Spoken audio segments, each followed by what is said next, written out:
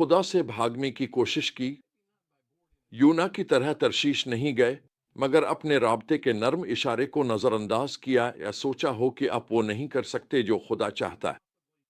یونس کی کہانی ان لوگوں کے لیے پیغام ہے جنہوں نے خدا کی پکار کو سمجھنے یا قبول کرنے میں جدوجہد کی۔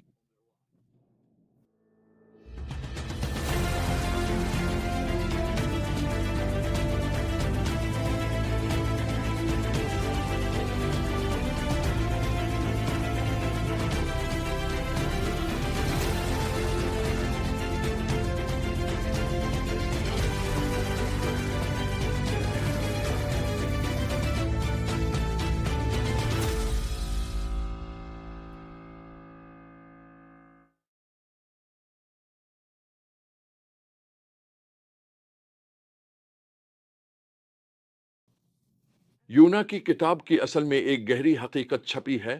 خدا کی رحمت ہماری انسانی تعصبات اور حدود سے کہیں آگے تک پھیلی ہوئی ہے، اور بعض اوقات خدا کے کام میں سب سے بڑی رکاوٹ وہ لوگ نہیں ہوتے جن تک ہمیں پہنچنے کا حکم دیا گیا ہے، بلکہ ہمارے اپنے ہچکچاتے دل ہوتے ہیں۔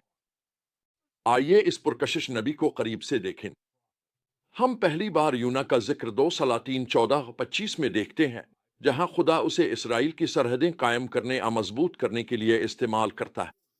وہ پہلے ہی ایک معروف نبی تھے جن کی کامیابیاں تھیں، لیکن جب خدا نے انہیں نینوے جانے کا حکم دیا جو کہ اسرائیل کا خوفناک دشمن تھا، تو یونا نے سوچا کہ اگر وہ اپنی جگہ بدل لیں تو شاید خدا کا ارادہ بھی بدل جائے۔ وہ اس سے زیادہ غلط نہیں ہو سکتا تھا۔ یہ زبردست ڈرامہ اس وقت شروع ہوتا ہے جب یونا ایک جہاز پر سوار ہوتا ہے جو نینوے کے بالکل مخالف سمت جا رہا ہوتا ہے، لیکن اب خدا سے بھاگ نہیں سکتے۔ ایک شدید طوفان جہاز کو توڑنے کے قریب لے آتا ہے، اور حیرت انگیز طور پر غیر قوموں کے ملا خدا کے نبی سے زیادہ روحانی حساسیت دکھاتے ہیں۔ جب وہ اپنے اپنے معبودوں کو پکار رہے ہوتے ہیں، یونا جہاز کے نچلے حصے میں سو رہا ہوتا ہے۔ جب اس سے سوال کیا جاتا ہے تو کم از کم وہ اتنی ایمانداری ضرور دکھاتا ہے کہ مان لیتا ہے وہ خدا سے بھاگ رہا ہے اور ملاحوں کو بچانے کے لیے خود کو پیش کرتا ہے۔ پھر آتی ہے کہانی کا سب سے مشہور حصہ، یونا کا 3 دن اور 3 راتوں تک ایک بڑی مچھلی کے پیٹ میں رہنا۔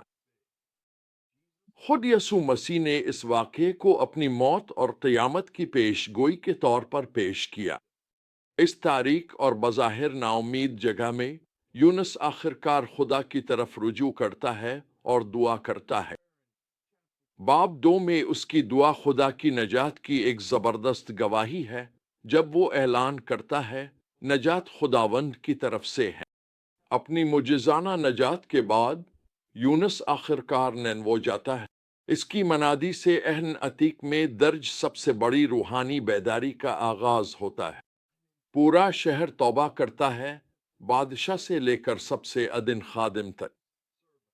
لیکن خوش ہونے کے بجائے یونس غصے میں آ جاتا ہے۔ وہ مرنا پسند کرتا ہے بجائے کہ خدا اس کے دشمنوں پر رحم کرے۔ یہ ہمیں عجیب لگ سکتا ہے، لیکن شاید ہم یونس سے اتنے مختلف نہیں ہیں۔ میں نے یہ سب کچھ اپنی آنکھوں سے دیکھا جب یسوع تحریک جاری تھی۔ اس پرآشوب دور میں امریکہ بھر کے بہت سے مسیحی قوم کی سمت کے بارے میں گہری تشویش میں مبتلا تھے۔ انہوں نے بیداری کے لیے دل سے دعائیں کیں، لیکن جب خدا نے ان کی دعاؤں کا جواب نوجوانوں، خاص طور پر ہپی برادری میں بھرپور کام کر کے دیا، تو بہت سی کلیسیائی یہ سمجھ نہ سکیں کہ کیسے رد عمل دیں۔ کچھ نے تو ان نئے ایمان لانے والوں کو اپنی عبادت کی محفلوں میں شامل ہونے کی اجازت نہ دی۔ ان کا رد عمل یونس کے رد عمل سے مختلف نہیں تھا۔ انہوں نے خدا سے بیداری کی دعا کی تھی، لیکن جب وہ بیداری ایک مختلف صورت میں آئی تو اسے قبول کرنے میں انہیں دشواری ہوئی۔ یونس کے غصے کے جواب میں خدا کا رد عمل نرم اور گہرا ہے۔